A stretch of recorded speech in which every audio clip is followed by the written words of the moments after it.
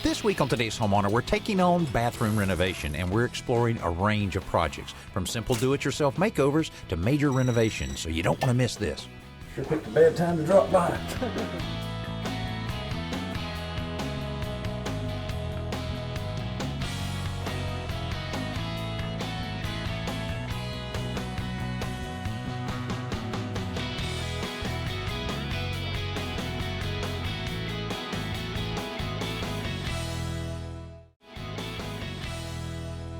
If you own a home long enough, sooner or later you'll want to remodel your bathroom, or maybe two bathrooms. Bathroom renovation is something that's on everybody's mind because bathrooms get dated very, very easily. You spend a lot of time there, why not make it very pleasant, very enjoyable space in your home? So we're going to look at 3 different bathroom renovations, ranging from a do-it-yourself friendly, modest renovation to one that's a little more extensive where we had to bring in the professionals. Now the first one we'll look at is a very modest project that Alan and I did recently, but I'll have to warn you, he went on vacation, he forgot his razor, looks a little more like a mountain man than a handyman. Now, a fairly typical older bathroom, and very, very small. It's only 4 feet by 9 feet, and over the years, this 50-year-old bathroom has seen a little attention in an attempt to upgrade it with the new cultured marble shower stall that was installed a few years ago, and they tried to make the floor look better with a very inexpensive peel and stick tile. Now, our plan for this bathroom is to take a very modest approach and replace just about everything in the bathroom with the exception of the cultured marble shower. So the first order of business is removing everything that doesn't stay. That includes the toilet, which has to come up so that we can install new flooring. The base moldings are also on top of the tile, so they have to go as well. Once we disconnect the plumbing, the sink and countertop come out together. The vanity is a little more stubborn, so it has to come out in several pieces before we finally can get rid of the rest of those ugly vinyl tiles and the sticky glue residue that held them down. Now Alan can start marking his layout lines for the new porcelain tile that we're about to install. All right, looking at our chalk line, you would think we would lay our tile right along that line. However, we've got a very small bathroom here, and we want to at least make it look larger, so here's what we're going to do. I'm going to take the tile and actually put it on a diagonal. Now this will actually help it look larger, but check this out. Talk about the luck of the Irish. When I put them side by side, they almost fit a full 3 tiles across. That means I'm only going to have to cut a fairly small piece off of each edge. This is going to look great. Alan starts laying the tiles, working from the non-location of that center tile. When you're laying tile over tile like this, you want to make sure you use a thin set adhesive modified with latex. In a bath this small, the biggest challenge to laying tile is cutting around the toilet flange. Alan uses a handheld wet saw to do this so that he can make plunge cuts to follow the arc. Then he cleans up the edges with a pair of tile nippers. Most of the other straight cuts here can be made with a scoring tile cutter. But whether you buy or rent, get the best cutter you can find. It makes a big difference. The finished floor looks great, so we can move on to replacing the base molding, caulking the seams, and applying the first coat of paint. Now, everything we bought for this project, we bought from the home center, and this was purchased as a special order item. Only took just a few days to get in, and it has an open back on it here, which makes it a lot easier to install a cabinet like this because you don't have to cut around all of the plumbing pipes. Even though when I've put it in place just to see how it would work, I noticed that we were a little tight on one of the cold water line, and so instead of having the plumber move it over, I had to do a slight modification with a jigsaw to cut a little notch in it, and if I've done that right, it should slip right in place. There we go, we're good. By installing the faucet and tailpipe on the sink before it goes into the vanity, you can minimize the work necessary inside the cramped confines of that space. The next big addition to the bath is a glass enclosure for the shower, which is a much cleaner look than the shower curtain we had before. We're also replacing the toilet that was here with the new dual flush model, which means a savings of about 6,000 gallons of water per year. Finally, we're adding a new light fixture and a few decorative details to complete the transformation from a tired, well-worn bath to a beautiful, comfortable space that's both attractive and efficient. I'm about to cut a hole in the cement backer board for a toilet flange. This is going to go down on the bathroom floor. And there are several specialty tools you can buy to make that hole, but I've gotten really good results using a jigsaw and a metal cutting blade. Now, the first thing you need to know when you're working with cement backer board is you have to protect yourself from the silica dust using a dust mask and safety glasses. So I'm going to put that on first. And then I'm going to make the cut. Now you could drill a hole, start a hole for the blade, but I just as soon use a plunge cut method. And then just follow the line.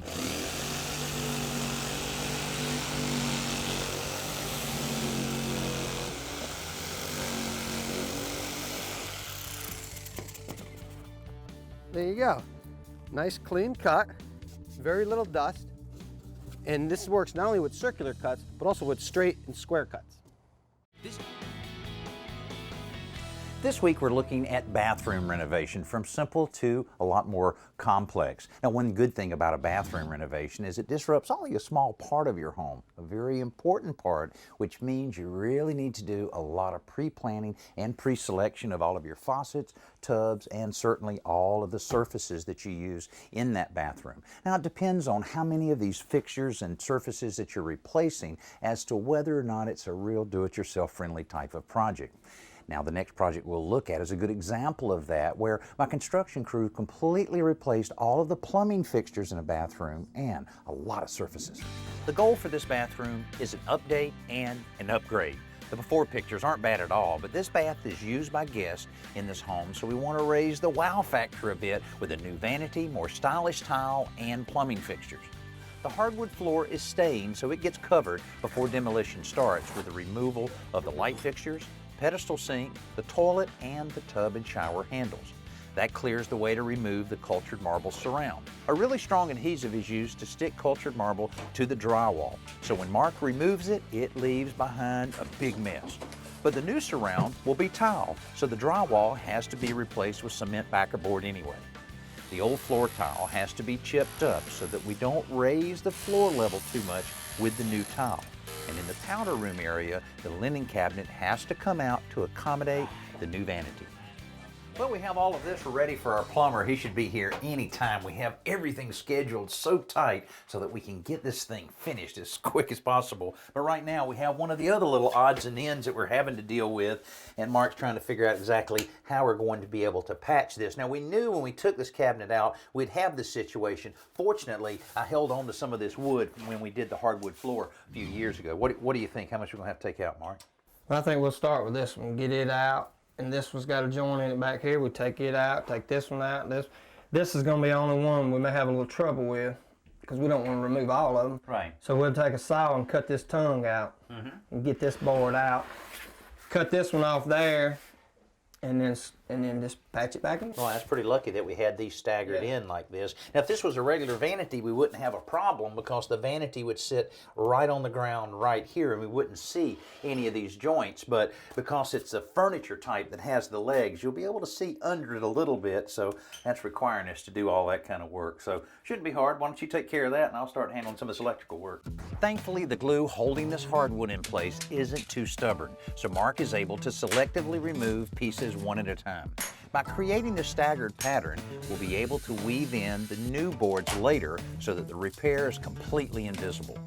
We're replacing the two old wall sconces with one fixture centered on the wall. So my challenge is determining which one brings power from the switch so we can move it to the new location.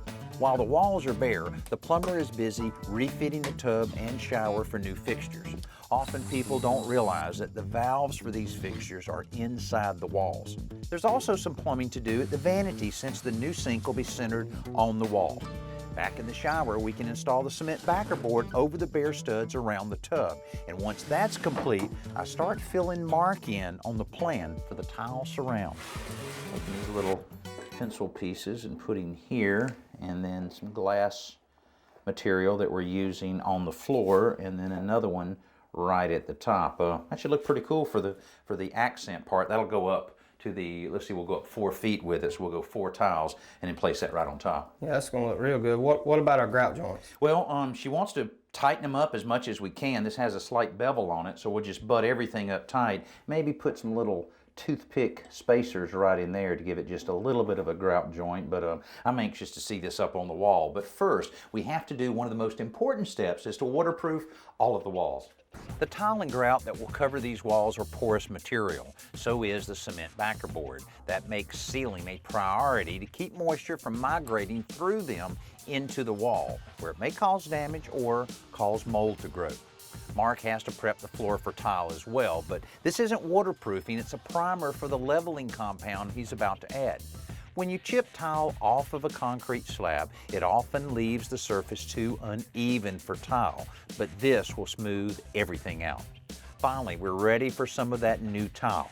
Instead of starting the first row on the tub deck, Mark's using a ledger board that's perfectly level, set at the height of the second row. Later, he'll fill in the first row after the rest is dry. The small glass tiles that we're using for the accent band in the shower will be used all over the floor. It doesn't look it with the paper facing over the tiles, but once it's removed, it will make for a pretty dramatic look. Meanwhile, the powder room has gotten some drywall touch-ups and paint, and it's ready for the new vanity. But getting into the room may be the biggest challenge of the whole project. When it's said and done, the change is pretty cool. The old bath was in good shape, but it was dated and lacked any real flair. Now it's eye-catching, and with the contrasting textures and colors in the tile, fixtures that are full of character and that vanity that demands your attention. Now, if you're gonna take on a whole bathroom renovation, or you're just gonna replace the floor in your bathroom, you're gonna have to take out the toilet. And once you do that, you're gonna have to disconnect your supply lines. Well, here's a good tip. Go ahead and replace those old supply lines with new supply lines, because supply lines can break down over time and it can cause a big mess in your bathroom. As a matter of fact, Shay, you've got a new supply line right there in your hand. Tell me about it. That's right, Jody. Fluid Master has come out with a twist click seal, and the great thing about this is that to avoid turning it, overturning it, it has an audible sound to it. So it makes a click. It sure does. So once you hear that click, you will know, don't tighten me down anymore, because a lot of people do that. They hand tighten it as hard as they can, and then they get the wrench in there and get it one extra turn. And what they don't realize is that they have actually caused a crack, or could possibly cause a crack by over tightening it. And again, that can lead to flooding in your bathroom. Now, another thing too about this, which I like, is that it won't corrode over time, correct? That's right. It avoids harsh chemicals that's coming through your water line. It's going to have a resistor to it. That's perfect. Okay, so here's a good tip for you. Replace those supply lines and get one so that you know you don't over tighten it. We're looking at a number of bath projects this week, and so far all of the projects that we've looked at have fit within the existing framework of the bathroom. In other words, we didn't really have to change the footprint of the bathroom, just all of the components inside. But sometimes to really create that very nice open modern bathroom, you have to move some walls or relocate some, possibly even relocate, reposition some of the existing fixtures. And that's when it's time to bring in the pro. There's a lot of coordination involved in a renovation like that, with having the materials on the job at the right time, having the right tradesmen, making sure they're doing their job right, and very important, keeping everything on schedule. That's when a pro is very valuable. This bathroom started out with plenty of space, but it was poorly allocated and broken up into 2 rooms, so it felt smaller than it actually was. It was also pretty dated, and there were some finish issues like cracked tiles on the floor. So our solution? Crack them all. We're knocking out everything, including the wall that separates the 2 rooms. The entry door will be moved slightly to allow for symmetrical his and her vanities on either side of the door. Since we're rearranging so much of the plumbing, some parts of the floor have to be removed as well, which is not the end of the world, since some of it has some pretty serious water damage. With the pipes exposed, our plumber Artie begins the work of rerouting the drain lines, but the job may be a little bigger than he anticipated because the existing system has several serious flaws. One thing, we've got a sanitary tee laid down on its back when this should be a combo that looks more like this. Now this is okay here, but this is flat vented. It has nothing to wash down the rest of the waste as it's coming through here, so this could cause a clog in the vent. This right here is a pressure 90, which is another no-no. That's used for pressure water pipe, not sanitary. And again here where the old shower was, there's no trap, allowing sewer gas to come directly into the house, which is a hazard to the homeowner and could make people sick. Needless to say, Artie has his work cut out for him. And once he's done, we can close up the floor, complete the electrical changes in the walls, and recover them with new drywall before the finishing process starts.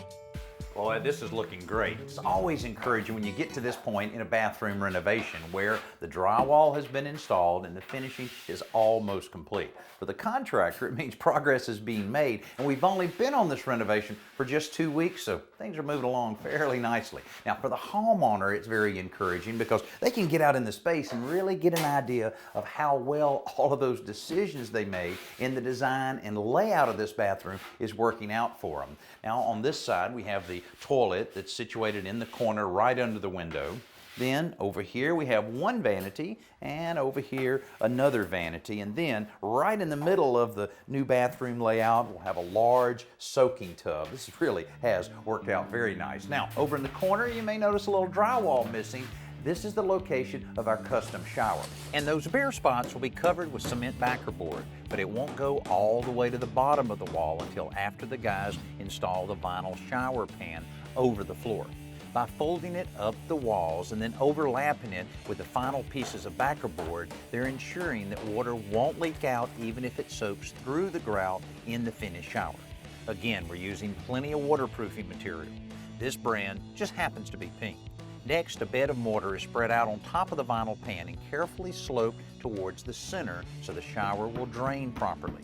This really requires some skill so that you don't end up with puddles all over the shower floor. While the mortar bed dries, the vanity cabinets go in, as well as the stone countertops and tub apron. Finally, we're ready for the tile. James is using the same ledger board trick here that Mark used. There's just a lot more weight above it. After the floor tiles are laid, the bottom row of wall tile is filled in and the bullnose pieces go in around the edges. The old dated materials and dysfunctional layout are gone. The new bathroom is more open, much more modern, and hopefully more functional, and it got done on schedule. Stephanie asks, I'm choosing cabinets for my bathroom. What kind of material should they be made from? When you're making that decision on a bath vanity, you have to consider that the bathroom can have the highest levels of humidity in your home. And when you choose a nice looking cabinet like this, even though it is very attractive, it does contain a lot of particle board, which is not the best thing to use when you're having a lot of humidity around a particular area. This is a step up. It's called medium density fiber board, and it's less prone to the expansion and contraction that's so common in a bathroom, but still you need to make sure all the edges are sealed. But I actually prefer to go with the old-fashioned cabinet plywood with all of the glue that's used in between the different layers of wood. It holds up very, very well. It doesn't expand and contract very much and is perfect when coupled with real wood for the cabinet doors. This week we've covered all the bases of bathroom remodeling, from a do-it-yourself makeover to a major gut and rebuild renovation. As you can see, many of the principles are the same, but the stakes go up as the scope of the work expands. I hope you enjoyed seeing all that's available in bathroom renovation. Now, whether you're doing a bathroom renovation yourself or whether you're taking on a more major project where you're bringing in the pros, it's all about the homework, doing that advanced planning, going to a plumbing showroom, making all of your selections, doing all of the ordering so that the project will run along very smoothly. Hey, thanks for being with us. We'll see you next week right here on today's Homeowner. Oh, my.